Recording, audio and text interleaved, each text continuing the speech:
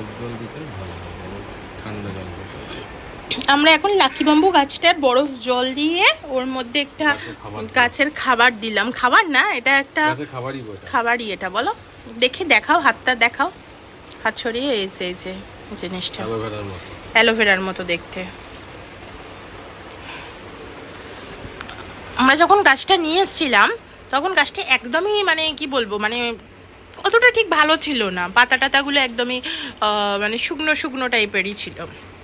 এখন গাছটার খাবার দিয়ে বা সার দেওয়ার ফলে গাছটা খুব সুন্দর হয়েছে। নতুন নতুন কচি কচি গাছের পাতা বেরিয়েছে, এই যে কত। আর ঠান্ডা ফ্রিজের জল দিয়েছি, গরম পড়ে গেছে সেই জন্য গাছটাতে ফ্রিজের জল দিচ্ছি আমরা। আর তাছাড়াও আমাদের বাড়িতে আর একটা গাছ আছে, সেটা হচ্ছে লক্ষ্মী কমল।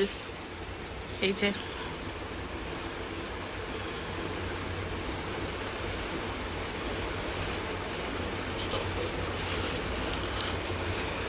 এই লক্ষ্মী কমল গাছটা আমরা, এটা মধ্যে স্প্রের বোতল আছে, ওই স্প্রের বোতল দিয়ে এরমভাবে স্প্রে করে করে জলটা দিই।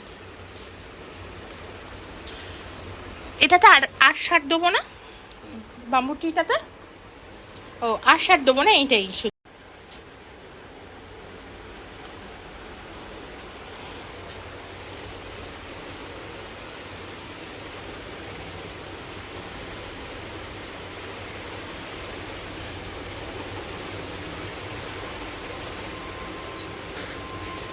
গাছটা খুব সুন্দর হয়েছে, তাই জন্য সার দেওয়ার ফলে নতুন নতুন অনেক পাতা গজিয়েছে গাছটার।